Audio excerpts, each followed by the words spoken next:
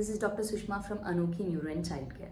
Today, I want to discuss about HPV vaccine. Cervical cancer is the second most important cancer in Indian women.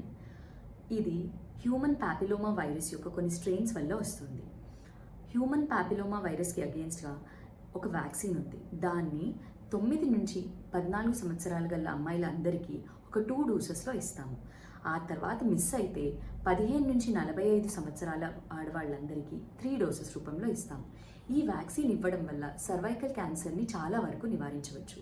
Apart from giving వ్యాక్సిన్తో పాటుగా 30 సంవత్సరాలు పైబడిన ఆడవాళ్ళందరికీ 3 నుంచి 5 ఏళ్లకు ఒకసారి Pap smear screening అనే test చేయాలి. దీనివల్ల సర్వైకల్ క్యాన్సర్ ఇన్సిడెన్స్ని చాలా వరకు తగ్గించగలుగుతాము. Protect and shield all the women and girls in and around us. Thank you. Have a good day.